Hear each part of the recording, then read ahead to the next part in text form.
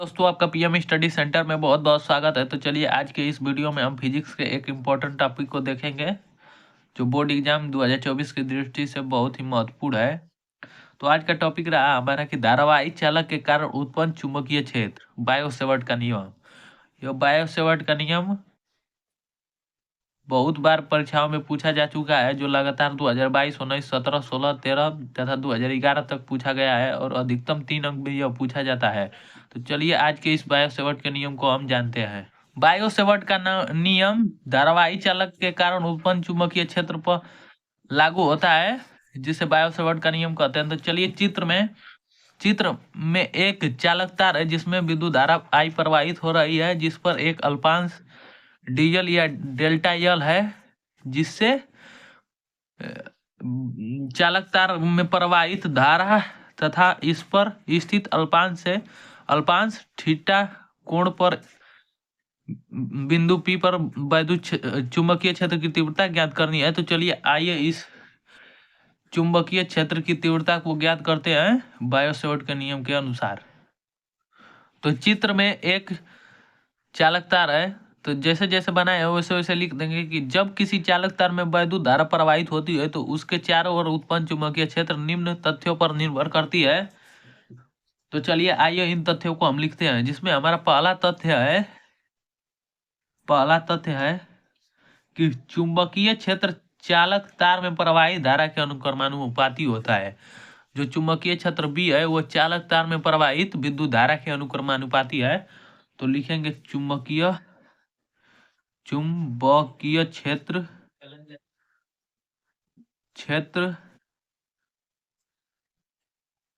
होता है। चुंबकीय क्षेत्र चालक तार में प्रवाहित धारा के अनुक्रमानुपाती होता है, अर्थात डेल्टा बी अनुक्रमानुपाती आई। इसको हम समीकरण 1 मान लेंगे। इसी प्रकार हमारा दूसरा तथ्य की जो हमारा चुंबकीय क्षेत्र की तीव्रता है वो अल्पांश डेलियल के अनुक्रमानुपाती होता है। तो इसे लिख लेंगे हम कि चुंबकीय क्षेत्र अल्पांश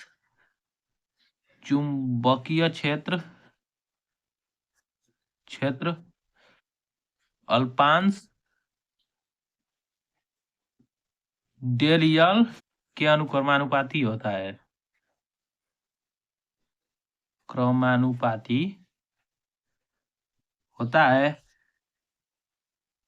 तो इस प्रकार हमारा हो जाएगा डेल बी इक्वल टू अनुक्रमानुपाती डेल यल। ये हमारा समीकरण 2 हो जाएगा।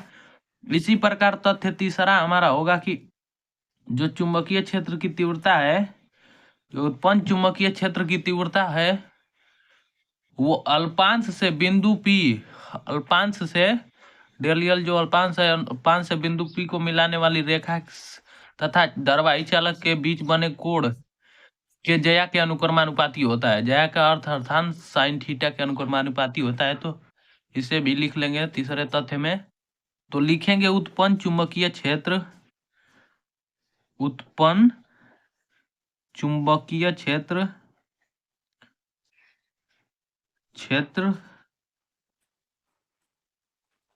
होता है।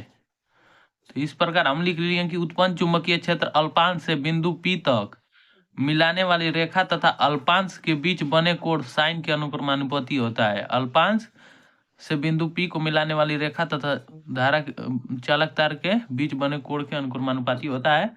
तो इस प्रकार हमारा उत्पन्न चुंबकीय क्षेत्र डेल्टा बी इक्वल अनुक्रमानुपाती साइन थीटा है, तो हमारा साइन थीटा हो जाएगा। ये समीकरण हमारा 3 हो जाएगा, 1 2 3।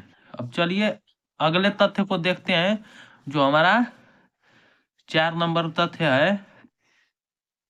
4 नंबर तथ्य यह है कि चुंबकीय क्षेत्र बिंदु P तथा अल्पांश के बीच की दूरी के वर्ग के व्युत्क्रमानुपाती होता है। चौथा नंबर यह तथ्य होता है कि जो अल्पांश तथा बिंदु P को मिलाने वाली रेखा के बीच की दूरी r जो होता है वो उत्पन्न चुंबकीय क्षेत्र B के वर्ग के व्युत्क्रमानुपाती होता है। तो इसे हम लिखेंगे तो चुंबकीय क्षेत्र P तथा अल्पांश के बीच की दूरी के वर्ग के व्युत्क्रमानुपाती होता है। तो हमारा हो जाएगा delta B equal to delta B अनुक्रमानुपाती 1/r², निम्न तथ्य के अनुसार। अब समीकरण 1, 2, 3 तथा समीकरण इसे 4 मांग लेंगे। अब चारों समीकरणों को मिलाकर लिख देंगे। तो लिखेंगे चारों समीकरणों को मिलाकर लिखने पर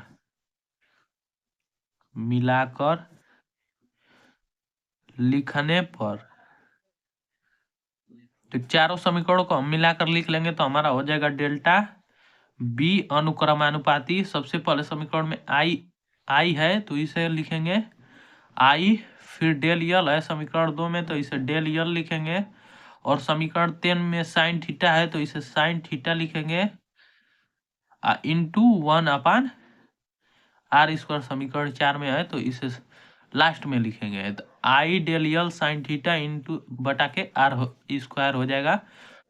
अब चूंकि अनुक्रमानुपाती के चिन्ह को हटाएंगे तो हमारा डेल्टा बी इक्वल टू, जब बराबर का चिन्ह ले आएंगे तो यहाँ पर एक नियतांक लगता है, आपको पता है। तो इसका नियतांक हो जाएगा μ0/4 आई डेल यल साइन थीटा/r²। यही हो जाएगा उत्पन्न चुंबकीय क्षेत्र, बायो सेवर्ट का नियम। तो ये हो जाएगा हमारा उत्पन्न चुंबकीय क्षेत्र delta B equal to μ0/4 into I del L sine theta. यही हो जाएगा इस सूत्र का व्यंजक, जहाँ μ0/4 एक नियतांक है तथा μ0 निर्वात अथवा वायु की चुंबकशीलता है।